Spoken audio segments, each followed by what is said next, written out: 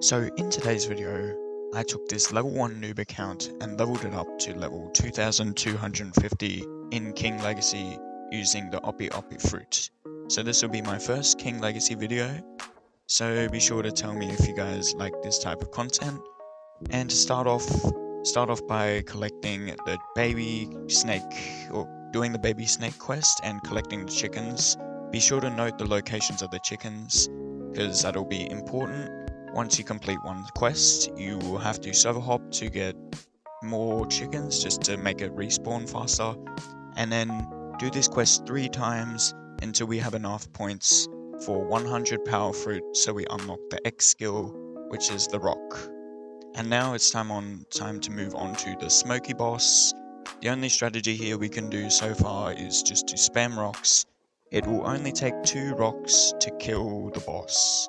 And once you kill him about twice, then you can move on to the Tashi boss. And very important announcement, guys, I made a Discord, so it'll be linked in the description below the video, and all my giveaways will be in there from now on. So be sure to join there if you're interested in the giveaways I do, which I know is a lot of the appeal of my channel. So if you want giveaways, just be sure to join the Discord. And here's a stat check for level 50. And move on to the pirate at the clown village. By this point, if you're just putting all your stats into the power fruit, then you should one-shot the NPCs. And at level 75, it's time to move on to the clown boss. Stat check for level 100, here you go, 48 meat defense and 252 power fruit. Now at level 100, we can move on to this island. I don't really know its name, I'm new to this game. But for the sea skill, when I first used it, I didn't know how to use it. But here's how you use the sea skill. So you will just tap on the enemy, it'll send you forward, and then you'll grab its heart, and then you'll click on the heart, and it'll do a lot of damage to the enemy. And guys, this island for me was very fast for grinding, because you can do 2 quests for pretty much the time of 1. So pretty much here's the example of the strategy. You hit the commanders with the rock, and then by the time you hit it, the big boss should have 1 shot with the heart. So then you'll kill him, and keep rinsing, repeating this, and you will be able to move on to the fish island very fast. And at 180, it is time to move on to the fish island. For here, no real strategy. You have Gamma unlocked, so grinding will start to get a bit easier. And at level 200, you can move on to the Fishman boss. And once you move on to this boss, it will start getting faster. And the Gamma skill is actually very good in my opinion. It's probably the best skill out of all of the control, or OPE-OPE. I'm sorry, I'm used to block suits. It's not called control, it's called OPE-OPE. And at level 250, move on to the ship type thing island. I don't know what it's called. The strategy here is a bit different to what it usually is. The room is not big enough to kill all 4, so what I would recommend doing is kill 2 at a time, then wait for them to respawn and then kill another 2. Grinding those NPCs will be a little bit slow, but that is okay, because once you move on to the boss, it will start to get a lot faster. And additionally, don't forget to buy the Dark Leg fighting style. It has very good mobility, so you'll be able to move around a lot faster and get to the quest easier, but it has kind of low damage. So only use it for mobility is what I would say. And at level 350, time to move on to Dory. For me, I do not know why, but some dude was helping me out. And don't try and attack him, just let him help you. Things will go by a lot faster if you have someone helping you. And by this time, the teleport will be unlocked. Unlike in block shoots, the teleport in this game has a very long cooldown, so it's a little bit more useless, but yeah, it's also pretty useful for mobility. And guys, I forgot to include the ice island into the clips. I forgot to record it for some reason, but there is a daily quest in there where you kill the boss 10 times, I think. and it'll give you 4 million experience, which is, guys, it's a very good deal. I would recommend doing that daily quest. It'll give you a lot of EXP, so it's a very good deal. Here's a stat check for level 589. Pause the video if you need, and keep killing the candle man until level 625. Guys, this was the area that I used my 2x EXP. If you want to use 2x EXP anywhere else, that's fine, but this is where I used it. And for me, this island felt a lot like Impel Down from Block Shoots or the prison area, where there are 3 bosses in one island, but unlike in the Block Shoots area, you don't have to server hop, so it's good. And the quest is kind of far for this boss, but by the time you reach this boss, your room should be very big, and your teleport should be you should be able to teleport from the quest giver to the boss, and it'll make grinding a lot faster.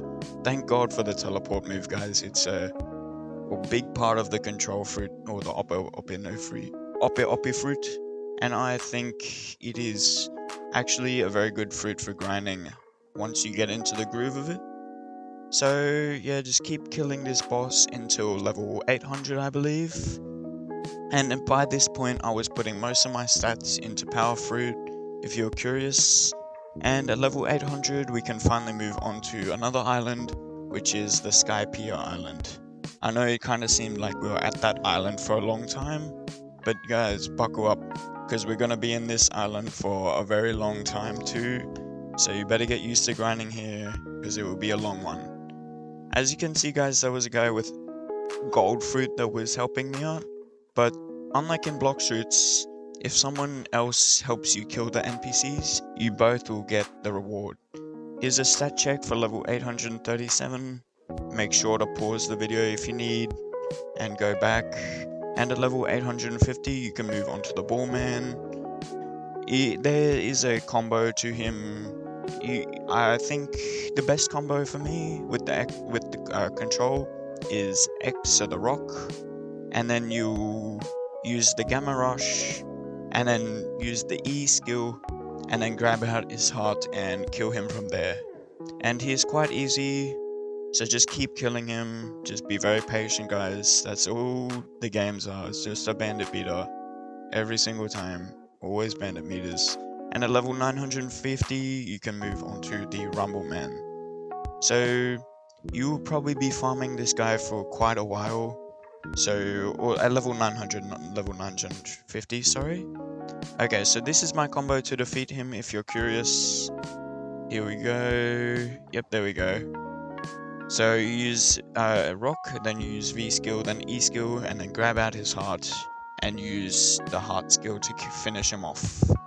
I think that this combo is very efficient, and once you get into the hang of creating your own combos or following this combo, you'll start to get very fast at grinding. And at level 1000, it's time to move on to our next island, the Bubble Island. Now for me, this island was probably actually one of my least favorite islands out of all of them. If I'm being honest, I really dislike this island out of the first sea in King Legacy. For me, instead of defeating 4 NPCs, you had to defeat 5, and this made the grinding feel incredibly sluggish and boring. So it also made it feel like I was grinding for a bit too long for every quest, and just overall made the island a bit less of a fun island for me. But at level 1100, you can move on to the boss, and this boss, I feel like, is the one redeeming thing about this island. The boss is very close to the quest giver, and she's very easy to kill. So I would say this boss does slightly make the island better, but still, in my opinion, this island is probably one of the worst islands out of every island in King Legacy. But guys, think about it like this. This island is the halfway point to finishing off the first sea in King Legacy. So it's sort of like a thing you have to take, the good and the bad. And of course, don't forget to buy the armament haki, of course. Be sure to pick up. It is in the house next to the dealer. don't really know what it is, but yeah, at level 1200, you can move on to the pasta boss. So for me, this boss was not my favorite boss, but it's still not as bad as the NPCs over on the other side of the bubble island. So it was still pretty fast to grind this NPC. So I cannot really complain about grinding in this area. So here's the stat check for level 1250, 1088 defense, 848 melee, and I couldn't really see the power fruit. But it's time to move on to the next island.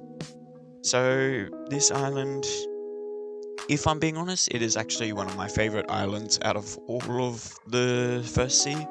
This island is very fast for grinding when you unlock the next quest. So this quest at the moment is going to feel a little bit sluggish, it's going to feel a little bit slow, but once you move on to the Giraffe, my strategy will be to kill 2 different bosses at the same time, or not at the same time, but like 2 different bosses, just to get 2 bosses for like similar time. And since you have teleport with control, it'll be very easy to move to and from each boss. I will show an example of my strategy in a second. And yeah, once you finish the quest, just teleport to the other quest, and grinding here will be very fast. Yep, here's a demonstration of how I'm farming. So I kill the first boss, then I'll teleport to the next boss, and then kill him too. There we go, just do some basic combo, whatever you guys come up with. The combos don't really matter, it's just the strategy that matters. So guys, keep grinding those 2 bosses until level 1400, then you can move on to the leopard boss. Guys, that area for me was very fast, and if grinding was that fast, then it would be very easy to grind King Legacy. And in this clip right here, this area, I was goofing around with my friends. I was in a group chat with them and they decided to join me for some reason. I don't know why, but I didn't even know my friends played King Legacy. Apparently they do, and they were helping me out, killing a boss and whatnot. But keep grinding this boss until level 1500. It'll be kinda slow, especially considering I had my friends helping me. But without any friends helping you, you still should be able to get done with this island pretty fast. And here's the stat check for anyone curious about it for level 1500. And now it's time to move on to the Graveyard Island, or the Haunted Castle. I'm not really sure what it's called in this game.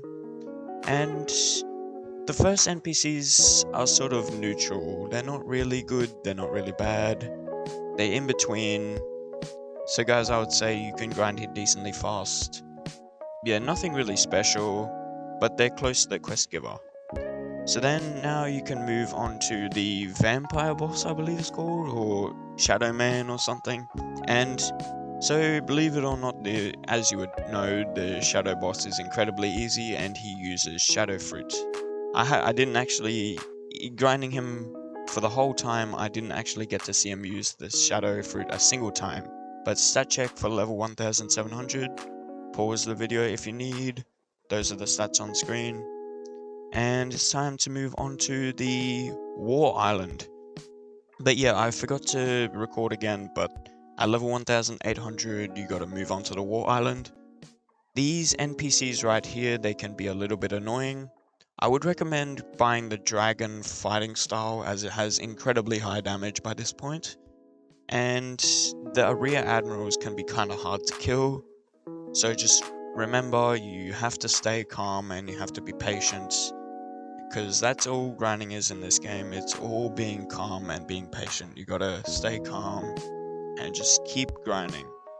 And once you get to killing the true fishman captain or whatever, and the Whitebeard boss, things will start speeding up a lot quicker. So as you would imagine, there are 2 bosses, so I would recommend using the same strategy as before, where you kill one boss and then teleport to the other boss, and then grinding here will be very quickly.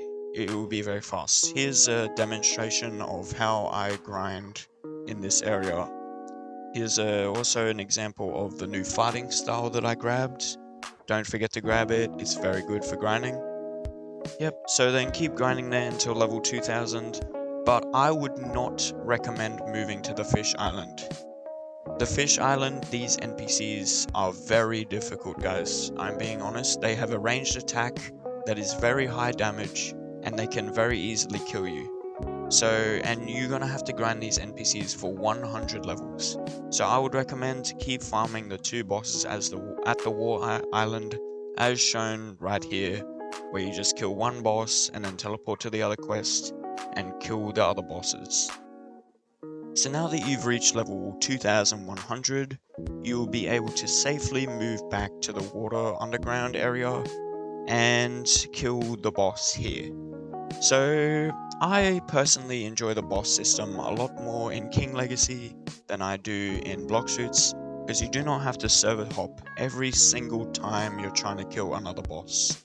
It is honestly a lot more satisfying and a lot more fun, and I think the Block Suits should definitely remove the insane wait times for bosses to spawn. Maybe they can learn a thing or two from King Legacy, but anyway, we can't keep complaining about it, and at level 2200, it's time to move on to the Fishman, the Seasoned Fishman, and congratulations, once you reach level 2250, you can go back to the War Island, talk to this NPC, he'll ask you to find a map, then keep killing the Seasoned Fishman NPC until he drops a map, and then go back to the previous NPC at the War Island, and he'll tell you to go to the guy at the first island, and he'll take you to the second sea. Here you go, congratulations, you made it to the second sea. If you find guides like these helpful, be sure to like and subscribe. Tell me in the comments if you want more King Legacy videos, and be sure to join my Discord, which will be linked in the description. Anyway, Clover Gaming out, thanks for watching.